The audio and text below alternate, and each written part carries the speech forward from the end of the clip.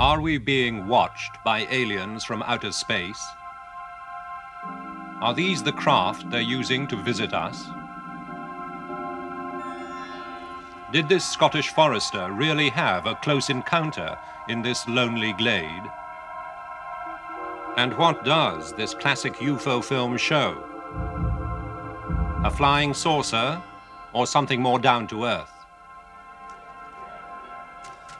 Mysteries from the files of Arthur C. Clarke, author of 2001 and inventor of the communications satellite. Now in retreat in Sri Lanka after a lifetime of science, space and writing, he ponders the riddles of this and other worlds. I think I can claim to be a reluctant expert on UFOs. I've been interested in them for almost 50 years, long before the phrase flying saucers was invented. UFOs are very common. If you've never seen one, you're either unobservant or you live in a cloudy area. I've seen half a dozen good ones, and now I have some very definite opinions on the subject.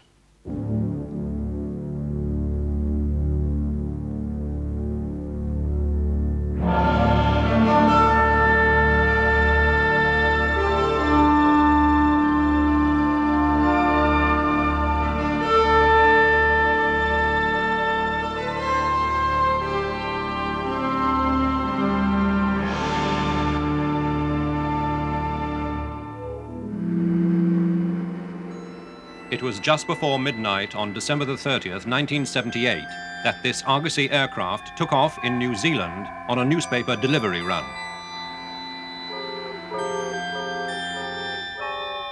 It followed the route taken 10 days earlier by a plane which had reported weird flying objects off the Kaikoura coast, objects confirmed by radar controllers in Wellington. Now a TV crew was on board with Australian reporter Quentin Fogarty. We're now approaching the Clarence River, where the highest concentration of UFOs was sighted on the morning of December the 21st. We're at an altitude of 14,000 feet, and we're on exactly the same route taken by Captain Powell when he encountered those mysterious objects. It's a beautiful, clear night outside, and naturally, we'll be looking out for anything unusual. Hardly had Fogarty spoken when things began to happen.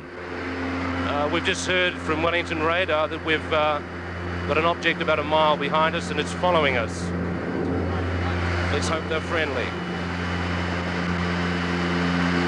It's really getting a bit frightening up here. There's a whole formation of unidentified flying objects behind us. But there were closer encounters to come. On the return journey from Christchurch, Fogarty spotted another object. It was extremely bright. Much brighter than any of the other stars in the sky. Now it's just dimmed, it's gone. It's back again. It appears to be going behind cloud. I can't quite make out whether it in fact is going behind cloud or whether in fact the light is just dimming. No, it's such a bright light, it's lighting up the clouds around it. This is by far the best of the unidentified flying objects we've seen so far.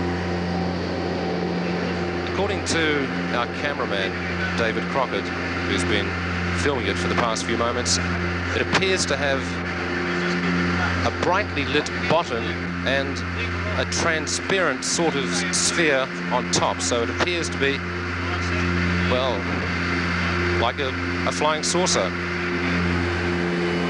Got another one right in front of us, very bright, giving off an orange flashing light. It looks like an aircraft beacon. Seems to be rolling and turning. Oh, I don't know. I really don't know what's going on. After the plane landed at Blenheim, the investigation began.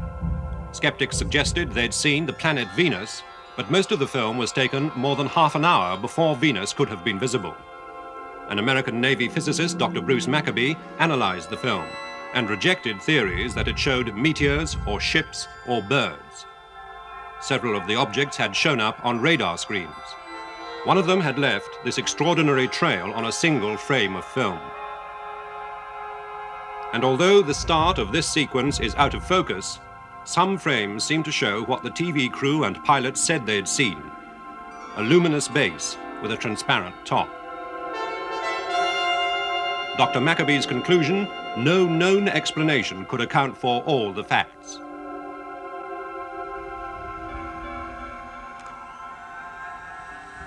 Trying to trap a UFO is now big business. In the scrubland of Texas, Ray Stanford heads Project Starlight International with $1 million worth of equipment. The laser is to signal to spaceships his goggles in case they answer back. The aim is to use the highest technology to establish beyond doubt that craft from other times or worlds are visiting the Earth. Centerpiece of Project Starlight's armory is a computer to monitor UFO activities in the area. When if this line doesn't begin to show up, I'll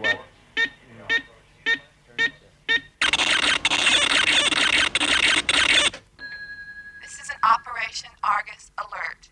Please proceed as you have been instructed. The computer automatically calls up spotters to scan the sky. And it really hits the panic button if a landing is indicated.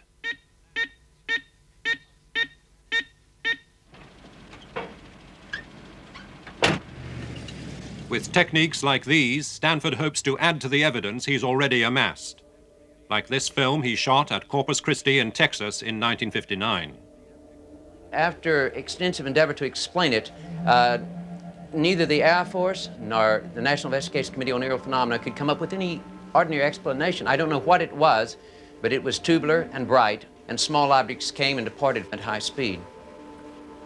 We have motion picture films, magnetometer recordings, sound recordings, and a whole variety of data that begin to make us think that UFOs are technological, that they're really not something natural after all, but something not only technological, but highly sophisticated and capable of speeds and accelerations far beyond anything that we've ever dreamed of. In fact, we've really been surprised at how fast these things can move that we've tracked. And frankly, I would say that they simply don't originate on the Earth, at least any place on the Earth that I know of.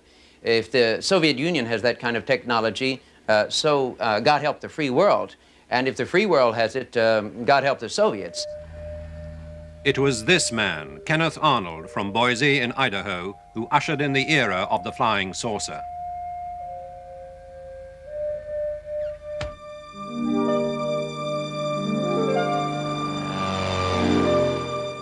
On June the 24th, 1947, he took off from this airfield at Chehalis in Washington State and headed for the high Cascade Mountains. A member of the Idaho Search and Rescue Organization, his intention was to look for a crashed military aircraft.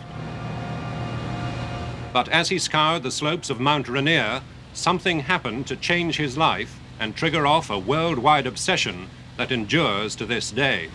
At this point is when I would say approximately is where I had this terrific flash hit the air. My aircraft lit up the inside of my aircraft, and I assumed, of course, at the time in a split second that it was probably a P-51 fighter that had dove over my nose, and that it was the sun's reflecting upon his bright wing surfaces that caused it. However, before I gathered my wits together, I looked way off here to the north, and then when I saw where the flash came from, it was an echelon formation of very peculiar-looking aircraft, and they were rapidly approaching Mount Rainier. And it was at about this point when I got here, I could see their tail surfaces, or the rear end of them, and the second craft from the rear had a more or less crescent-shaped look, and it had a hole in the center of it. And of course, I kept mulling in my mind, that's the damnedest looking airplane I ever saw. Arnold timed the craft as they sped between two mountain peaks almost 50 miles apart. I looked at my sweep second hand on my 24-hour clock, and they had covered this distance of approximately 50 miles in 1 minute and 42 seconds. It was placing their speed at approximately 1,700 miles an hour, 1,781 it came out at that distance, which was, of course, unheard of in 1947. He abandoned his search and landed. Later, he was besieged by reporters, and one of them asked him how the objects flew. I says, well, I tell you, they flew like erratically like a saucer would if you skipped it across the water. And of course then all of a sudden the term flying disc and this type of thing, or crescent shaped or whatnot, was completely dropped, and everybody started seeing flying saucers. And they've been seeing them ever since. And photographing them too. Anywhere from Australia, where a sheep farmer took this strange shot, to America and this 1950 classic from McMinnville in Oregon. Some pictures show such detail that skeptics simply scoff. Others are more enigmatic. This is from Madre de Dios in Peru. This was taken by teenager Stephen Pratt at Conisborough in Yorkshire. Pictures can be faked and eyewitnesses can be mistaken. The object reported here to be bluish at first, then red and luminous, was almost certainly Venus. The witness, Jimmy Carter, later President of the United States. Sometimes hundreds of people can be fooled. Many thought this apparition over the Rocky Mountains was a spaceship.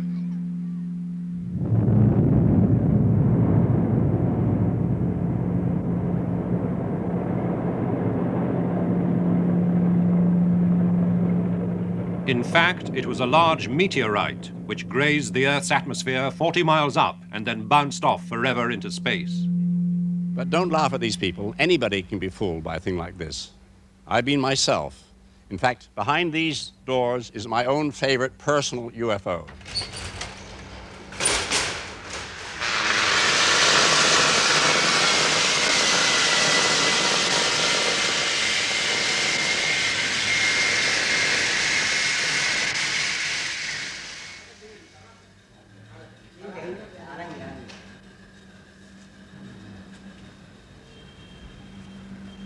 Hemin.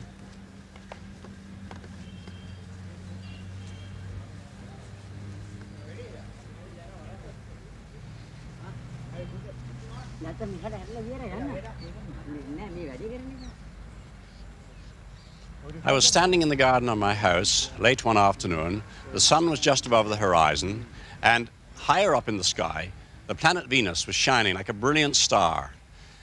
It was such a beautiful sight that I called out one of my staff and said, "Look, Venus." And he looked up and said, "Oh yes, Venus." And I said, "No, Venus." He looked again, "Venus." I realized a few minutes later there were two stars shining brightly in the sky. The other object further to the north was just as bright as Venus and apparently motionless. It took me quite a while to find out what it was. It was the local weather balloon, and it was becalmed maybe 40,000 feet up. So it looked like a brilliant object, silvery object in the sky, a most convincing UFO. Can mistaken identities also explain the handful of cine films which appear to show UFOs, like this one shot by surveyor Peter Day near Aylesbury in southern England? Or this hazy footage taken at a baseball stadium in Great Falls, Montana, which some think shows Air Force jets preparing to land.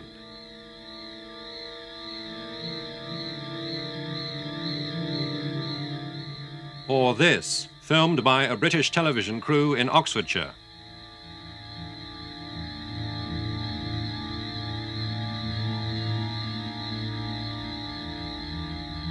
Could it be, as some suggest, simply an American Air Force plane jettisoning fuel high above the Earth?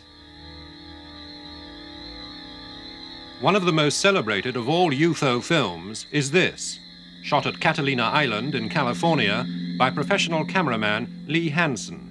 It was one of these clear days, and that's why I was up, because you could see to infinity, and it was an ideal day for aerial photography. And it appeared silver with a shadow underneath, as though it was metallic, and it was moving at a rate of speed, I would say 150 miles an hour plus or minus, and appeared to be maybe 20 meters across. We decided to analyze the Catalina film. At the Jet Propulsion Laboratories in Pasadena, California, every frame is scanned and turned into numbers by Dr. Robert Nathan, top expert in the computer enhancement of photographs. His object is to get the clearest possible picture by averaging the best frames of the film. The first frame is called in from the magnetic tape and repeated on the right-hand side of the screen. Now there's going to be a series of operations where I'm going to take the picture and start editing it to the next picture.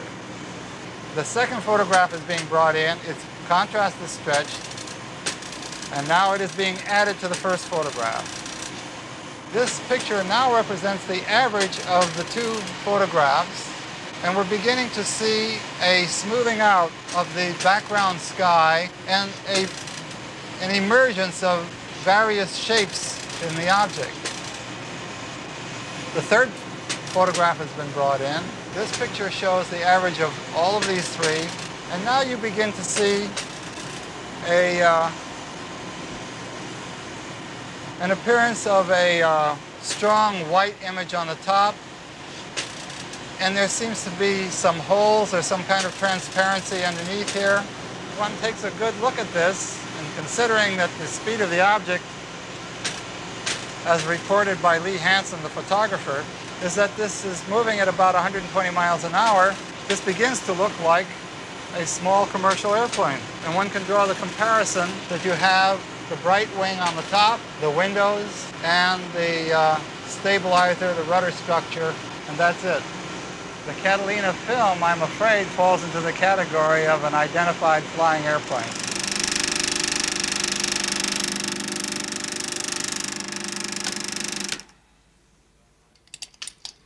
Well, I've looked at this film quite a few times, and I'm convinced that it was a small private plane. There's no need to look any further for an explanation. And that, of course, is the trouble with long-range sightings. We can never be absolutely sure what they were. But even if it was a visitor from outer space, we couldn't prove it.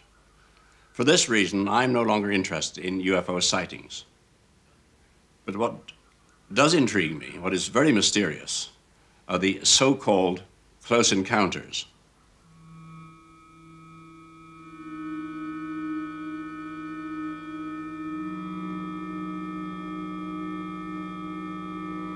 One such encounter happened to Mrs. Jessie Rustenberg, then living in this Staffordshire farmhouse. It was on an October day, the 21st of October in 1954. I was in the back kitchen of the house preparing myself, just having washed, and I heard this noise. Now, it was just like a giant cauldron of water being poured onto a red-hot fire, but if you can imagine, 1,000 times louder. And my first reaction was the children. I must get out, there's a plane crashing. So I slipped on my jumper, I ran out through the side entrance of the house towards the front garden to look for them coming across the fields. And to my amazement, there, suspended on the top of the roof of this old farm, was this object that I can only describe as a huge Mexican hat. It was that shape without the bubbles. It must have been 15 to 20 yards from where I stood. It covered the roof, so in circumference it must have been about 60 feet. It was enormous. The people in the spacecraft were just looking out. I could see them from the waist to the top of their heads. They were very beautiful people. They had long golden hair, like the old kings used to wear, turned under. They had a very vivid blue, like ski top affair on. And they just looked at us. Their eyes, the expression in their eyes were full of compassion. And then, all of a sudden, I felt the tension leaving me, and I felt movement, and I turned round to touch my children, and when I looked again, it was gone. Now, we stood there, and I said to the boys, "Did you see what I seen?" "Yes, Mummy, yes." I said, "Well, where is it? It's gone." And we looked, and my second son said, "There it is, Mum." And we watched it in the sky, just like a cotton reel, circle round the farm 3 times, and then it just shot straight up and away.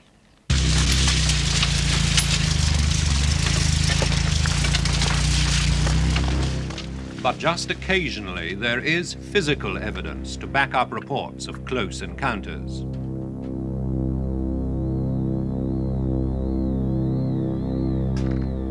On the morning of November the 9th, 1979, forestry worker Bob Taylor walked down this woodland track outside Livingston New Town near Edinburgh.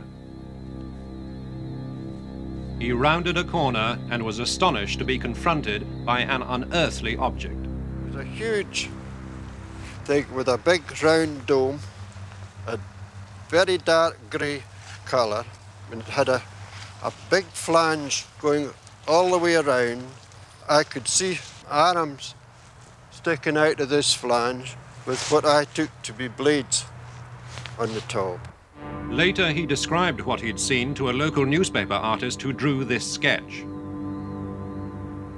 As I stood here, there was two balls came out, two balls. I think they'd be about 3 feet in diameter with about 6 spikes.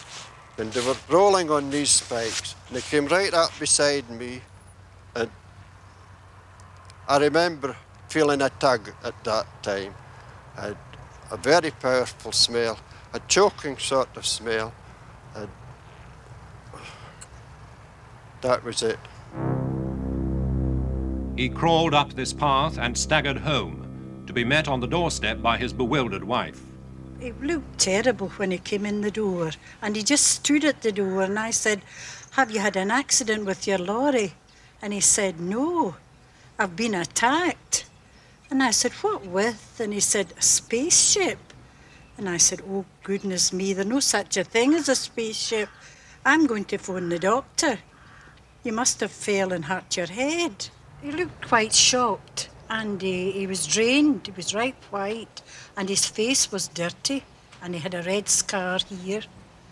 And his clothes were all dirty, and his trousers. And then he told me his trousers had been torn. Police station, Bathgate. The police were called, and they discovered inexplicable track marks at the scene of the incident. On examining the area, I found 2 track marks in approximately 40 holes in the ground. And these are the track marks here, and these are the 40 holes. Since then, I've photographed the holes. This is a photograph of the hole here. This is the holes that measured approximately 3.5 inches. And this other photograph here, you can actually see the tread marks which correspond to the marks here. These markings and tracks were actually inside this area here that's fenced off. And there was definitely no other tracks leading to or from this area. These are the trousers worn by Mr. Taylor. As you can see, they're of fairly heavy material. We have a tear on the left, just below the pocket, and one on the right trouser leg, again just below the pocket. These marks are consistent with the material having been pulled up while the trousers were being worn. Well, I'm pretty certain that day that I saw a spaceship sitting here. We must accept the story of Mr. Taylor. He is a very highly respected member of the community, a man of high integrity, and not one likely to invent such a story. Personally, I'm convinced that there must be many, many higher civilizations in this enormous and incredibly ancient universe of ours. And since we are preparing to go out into space ourselves, other older races may have been doing this for millions of years. So it's quite reasonable to think that they may have come here in the remote past, perhaps many times, as indeed suggested in 2001. So we should look for evidence of such visits, physical evidence in the form, for example, of fossilized transistor radios or their equivalent. But the question is, are they still coming now? Well, at this moment, we have radar networks, American, Russian, and doubtless others, plotting, tracking everything in space. Anything as big as a pencil in orbit around the Earth can be tracked by these radars. Is it conceivable that we've been having visitors over the last decades trying to sneak up on us, landing in obscure places, being seen by a few people, and not by these enormous tracking networks? I feel that when there really is a visitation from space, it'll be something spectacular, rather like the climax of the movie, Close Encounters of the Third Kind. We'll be certain of it within about 5 minutes. You may wonder, what should you do if you do meet a visitor from space? Well, be very polite and be prepared for a long journey.